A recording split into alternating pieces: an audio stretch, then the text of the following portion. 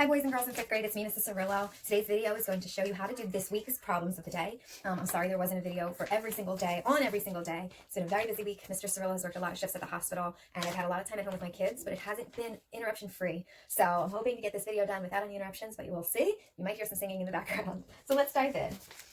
Let's start with on the 14th. So number one, and this is for problems on the 14th. The bowling team has 15 members, and the hockey team has 23 members. If a total of 28 players belong to only one team, how many players belong to both teams? So for this, I'm going to create a Venn diagram, and I'm going to label one bowling and label the other hockey. Okay? So it says 28 players belong to only one team. So that would mean combined the outer circles. So the inner circle, I have an extra color, is the players that belong to both teams, the bowling and the hockey team. So altogether, the bowling team, whatever represents that circle, has to have 15, and the hockey team has to have 23. And then bowling and hockey combined have to be 28.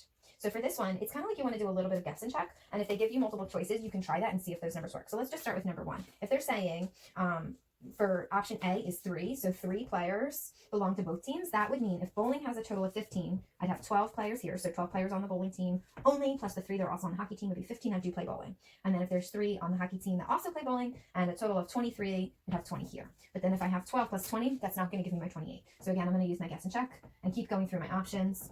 Option B is 5. So I'm going to put a 5 in the center, that 5 people belong to both teams. If that's true, 5 plus 10 on the bowling team gives me 15. 5 plus 18 on the hockey team gives me 23 for hockey. But then in this case, 10 plus 18, it does give me my 28. So my correct answer for number 1 is going to be B, which is 5. Number 2 was a very hard problem in my opinion. So let's get started with that. And I hope that I'm going to explain it in a way that makes sense. It's funny because I can do these problems obviously, but then trying to make sure I can break them down and explain them in a way that makes sense to you guys is sometimes where the challenge for me comes in. So it says 8 people, so I'm going to have here, 8 people took 10 days to do 1/4 of whatever the job was, okay? Then it says if 2 extra people were hired, they could complete the job in how many days? So here's what I'm going to do. If 8 people are getting 1/4 of the job done in 10 days, adding 2 more people means I'm going to get more than 100% of that job done in that time. So I'm going to do, oh, I hear a little feet, 10 days divided by, whoops. Mom. Yes. I need some water. Okay, can you ask Layla to get you some water? Mommy's making a video. Okay. Okay, so I'm sorry. So if I have 8 people that are giving, it's like they're giving all of their effort. Okay, and then this is how much of the job that they can get done in 10 days. Okay, 2 more people add to that would mean 1/4 of each person's effort is increased. So if that makes sense. So then it would be like 1.25 more effort to get the same amount of job done. So if I have this level of productivity, okay, now divided into the 10 days, okay, so this is where I'm going to, okay, this is the amount of work that's getting done now because I have more people, okay. I'm going to move the decimal over 2 places. So if the decimal is here for the number 10, I'm going to add 2 zeros. 125 goes into 1,000 8 times. So 125 times 8. 8 times 5 is 40, carry the 4. 8 times 2 is 16 plus 4 is 20. 8 times 1 is 8 plus 2 is 10, okay? So it's going to take 8 days to get 1/4 of the work done, okay, now that I have more people. And again, if you think about it this way, it's like 8 people doing 1/4 of the work. So it's like saying 2 more people are going to contribute to that. So I'm going to have, instead of it being like one amount of work, I'm going to have 1.25 because each person is going to contribute to part of that work. Okay. So because it's going to take now 8 days because I have more effort, okay, in that time period, okay, I'm going to get the same amount of work done in less time. Okay. More people equals more work done in less time. And there's 3/4 of the job to get done. So 8 days times 3 parts of the job to finish would mean it's going to take 24 days to finish the job. That's a hard problem. I hope that made sense in the way that I explained it. If not, you can always comment in the Google Classroom and we could talk about it some more. Okay. So those are the problems on the 14th. Let's take a look at the problems on the 15th. Number 1, we have Joe's weight is half of Kevin's weight. So I'm going to start just by writing their names. Bob's weight, Joe and Kevin. Then we have Bob's weight is 3/4 of Kevin's weight. And Bob's weight is 5/6 of Earl's weight. So I'm going to just start writing, excuse me, by writing their names down. If Joe weighs 40 pounds, okay, now I'm going to work backwards to figure out how much each of these men weigh. Obviously, maybe they're not men, they're kids if they only weigh 40 pounds. If Joe weighs 40 pounds and Joe's weight is half of Kevin's weight, half of Kevin is 40, so double that, that means Kevin is going to be 80 pounds. Bob's weight is 3/4 of Kevin's weight. So if I divide that into fourths, each fourth is worth 20. 3 of these would be Bob's weight, and that means Bob would weigh 60. And if 60 is 5/6 of Earl's weight, I'm going to draw like a picture for him.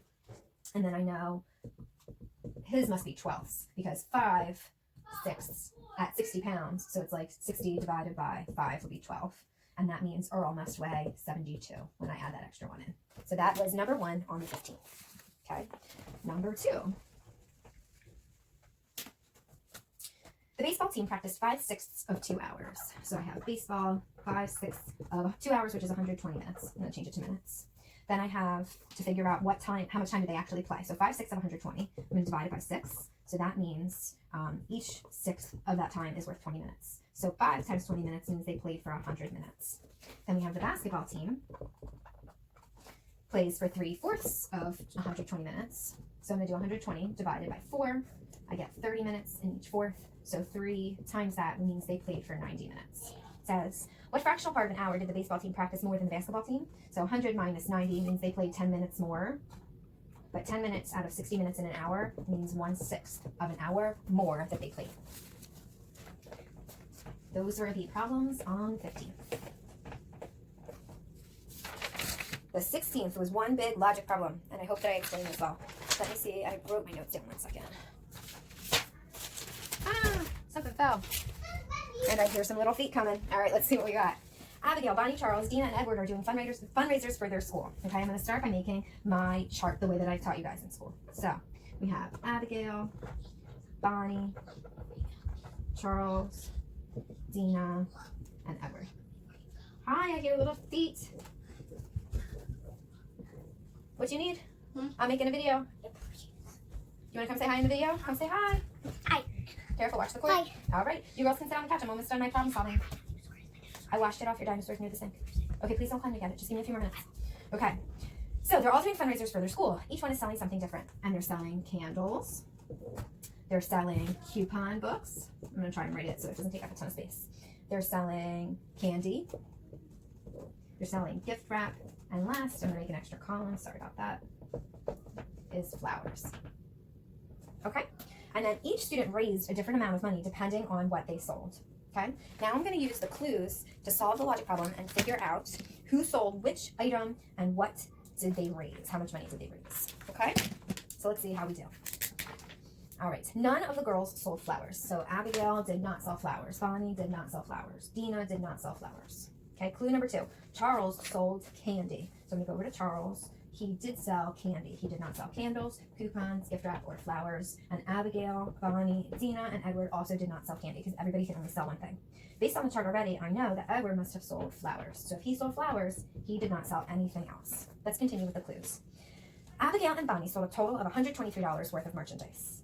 The person who sold coupon books made the most money. So near the coupons, I'm going to look at my prices that it says in the problem. The most amount of money raised was $92. So that means coupons must have been $92. Now, I'm going to go back to the last clue. The person who sold coupon books made the most money. And then right before that, it said Abigail and Bonnie sold a total of $123 worth of merchandise. So I have to look and see in the problem which two prices are going to add together to give me $123. And it would have to be $56 and $67 would be $123. 6 plus 7 is 13, carry the 1. 1, 5, 6, 6 and 6 is 12. So if Abigail and Bonnie sold $123 worth of merchandise, they had to sell $56.67 worth. So neither of them sold the coupons. Okay? That means, based on the chart, Dina had to sell the coupons. Dina did not sell anything else, and no one else sold the coupons. Okay, so now I just have to figure out which person sold candles and which person sold gift wrap. Let's keep going. So we talked about clue number 3. We talked about clue number 4. Number 5, Bonnie and Edward sold a total of $131 worth of merchandise. So which two numbers will I add together to make 131? I'm going to do 56 plus 75. 6 and 5 is 11, carry the 1. 1, 5 is 6, 6 and 7 is 13. So that means if Bonnie was in clue 3 and clue 5, Bonnie had to sell $56 worth of products. And then the flowers had to earn $75. Okay, so we're putting the clues together. The person who sold candles made the least amount of money. So the person who sold candles was $56 because that's the least amount of money earned. We know that Bonnie and Edward made $131 together. And if that's the least amount, Bonnie is the person who sold candles. So Abigail didn't sell candles. Abigail had to sell gift wrap. So now we have candles is $56. Coupons is $92. We have gift wrap, with Abigail is going to be the $67, and that just leaves Charles with the candy with $80. So Abigail sold gift wrap and made $67. Bonnie sold candles and made $56. Charles sold candy and made $80. Dina sold coupons and made $92, and Edward sold flowers and made $75. That went pretty well. I was able to get most of that out with any interruptions. And we have 2 more problems to do here on Friday the 17th. I hope everyone's doing well and having a good day. It's kind of cloudy and cold outside. I'm ready for some summery weather. I don't know about you. All right, let's take a look at number 1 for 417. Mrs. Katz has a full classroom of students with the same number of students in each row. Simon is sitting in the 3rd row from the front of the room. So I'm going to use the draw picture strategy for this one. So if that's the board, Simon is in the 3rd row. 1, 2, 3. So this is where Simon's row is, okay? And it's 1 row from the back. So there are 4 rows of students. He is also the 3rd student from the left of the room. 1, 2, 3. Okay, so this must be him. That's Simon. I'm going to put his name right near where he's sitting. He's the 3rd person from the left of the room and the 5th student from the right. So that means there has to be 4 students to his right. 1, 2, 3, 4, 5 from the right. 1, 2, 3 from the left. If all of the rows have the same number of students, 1, 2, 3, 4, 5, 6, 7, and there are 4 rows, that means there must be 28 students in Mrs. Katz's classroom. Alrighty. Last but not least for this week, we're talking about carrots, limes, and potatoes. It's kind of funny. It'd be funny to have a recipe with carrots, lime, and potatoes. I would eat the carrots and potatoes, and I could put the lime in some guacamole, or maybe in a glass of water. I like water with lemon or lime inside. All right, so it says 5 limes plus 1 carrot weighs as much as 1 potato. 2 carrots plus 1 potato equals 11 limes. How many limes weigh as much as 1 potato? So here's what I'm going to do. If 5 limes and 1 carrot is the same as 1 potato, I'm going to take out the potato in the second sentence and write the whole sentence over again so that it's just carrots and limes. So now I'm going to have 2 carrots plus 5 limes plus 1 carrot equals 11 limes. Okay? 2 carrots plus 1 carrot equals 3 carrots, and 5 limes would be the same as 11 limes.